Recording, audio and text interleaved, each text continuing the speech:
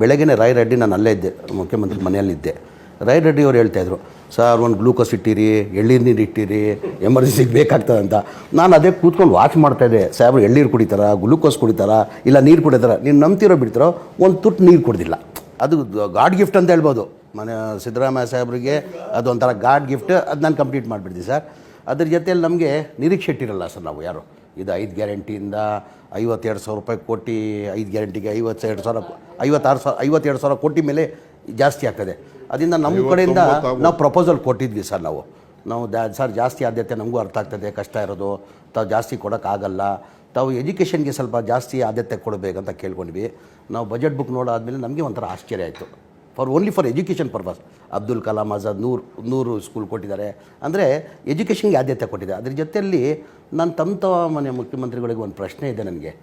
ನಾನು ಒಂದು ಪ್ರಪೋಸಲನ್ನು ಇಟ್ಟೆ. ನಾನು ನೋಡಿ ಸರ್, ನಿಮ್ಮ ಕಾಲದಲ್ಲಿ ನೀವು ಸ್ಯಾಂಕ್ಷನ್ ಮಾಡಿರೋದು ಮನೆಗಳು ಸ್ಲಮ್ ಬೋರ್ಡಲ್ಲಿ ಅದು 2015 ಸ್ಯಾಂಕ್ಷನ್ ಮಾಡಿದ್ದು. ಅದಾದಮೇಲೆ ಸಮ್ಮಿಶ್ರ ಸರ್ಕಾರ 5 ಲಕ್ಷ ಇಲ್ಲ ಸರ್, ಹೇಳ್ತೀನಿ, ನಾನು ಕಂಪ್ಲೀಟ್ ಮಾಡ್ತೀನಿ. ಅದಾದಮೇಲೆ 15ರಿಂದ ಸಮ್ಮಿಶ್ರ ಸರ್ಕಾರ ಬಂತು 2018 ಮನೆ ಕುಮಾರಸ್ವಾಮಿ ಅವರು ಮುಖ್ಯಮಂತ್ರಿ ಆದರು. ಅದಾದಮೇಲೆ BJP ಸರ್ಕಾರ ಬಂತು, ಯಡಿಯೂರಪ್ಪ ಅವರು ಮುಖ್ಯಮಂತ್ರಿ ಆದರು, ಬಸವರಾಜ ಬೊಮ್ಮಾಯಿ ಅವರು ಮುಖ್ಯಮಂತ್ರಿ ಆದರು. ಒಂದು ಮನೆಯೂ ಸ್ಯಾಂಕ್ಷನ್ ಮಾಡೋಕ್ಕಾಗಲಿಲ್ಲ ಸರ್. ಆಮೇಲೆ ಒಂದು ಮನೆಯೂ ಕೊಡೋಕ್ಕೆ ಸಾಧ್ಯ ಆಗಿಲ್ಲ. ನನ್ನ ಜವಾಬ್ದಾರಿ ಕೊಟ್ಟು ನಾನು ನಿಮ್ಮ ಕ್ಷೇತ್ರಕ್ಕೆಲ್ಲ ಬಂದಿದ್ದಿಲ್ಲ ಸರ್, ತೋರಿಸಿದ್ದೆ. ಹೌದು ಸರ್, ಜನ ಬೀದಿಯಲ್ಲಿದ್ದರು, ಬರೀ ದುಡ್ಡು ಇಸ್ಕೊಬಿಟ್ಟವ್ರೆ.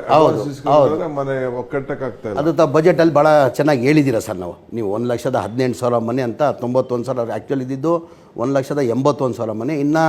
ಇನ್ನೊಂದು ಹಂತದಲ್ಲಿ 61 ಮನೆಗಳು ಕಂಪ್ಲೀಟ್ ಆಗಲಿಲ್ಲ. 1,18,000 ಮನೆಗೆ ಬೆನಿಫಿಷರಿ ಕೊಡೋಕ್ಕಾಗಲ್ಲ, ನಾವು ಸರ್ಕಾರದಿಂದ ಕೊಡ್ತೀವಿ ಅಂತ ಹೇಳಿದ್ದಿಲ್ಲ. ಇದರಲ್ಲಿ ನಾನು ಮುಖ್ಯಮಂತ್ರಿಗಳಿಗೆ ಪ್ರಶ್ನೆ ನಾನು ಕೇಳಿದೆ, ತಾವು ಬಡವ್ರ ಪರ ಇದ್ದೀರಾ ಅಂತ ನಾನು ಕೇಳಿದೆ. ನಾನು ಕಣ್ಣಾರೆ ಇವತ್ತು ನೋಡಿದ್ದೀನಿ. ತಾವು ಹೆಂಗೆ ಸರ್ ಇದು ಒಪ್ಕೊಂಡ್ರಿ ಅಂತ ನನಗೆ ಆಶ್ಚರ್ಯ ಆಯಿತು. 5 ಲಕ್ಷ ಕೊಡೋದು ಹೆಂಗೆ ಸಾಧ್ಯ ಇಂಥ ಟೈಮಲ್ಲಿ? ಇದು 5 ಗ್ಯಾರಂಟಿದಲ್ಲೂ 5 ಲಕ್ಷ ಕೊಡಬೇಕಾದ್ರೆ ಬೇರೆ ಯಾರಿದ್ರೂ ಸಾಧ್ಯ ಅಲ್ಲ ಸರ್.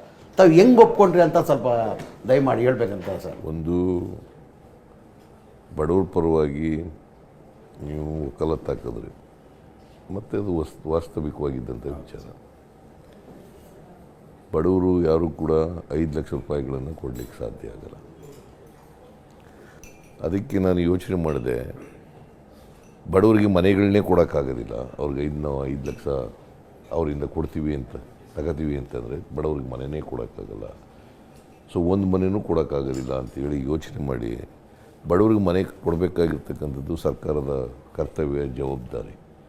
ಅದಕ್ಕೋಸ್ಕರ ಸರ್ಕಾರನೇ ನಾವು 4 ಲಕ್ಷ ಕೊಡ್ತೀವಿ ಅಂತೇಳಿ ಅದನ್ನು ಯೋಚನೆ ಮಾಡಿ ಅದನ್ನು ಕೊಡ್ತಕ್ಕಂಥ ತೀರ್ಮಾನ ಮಾಡಿದ್ವಿ.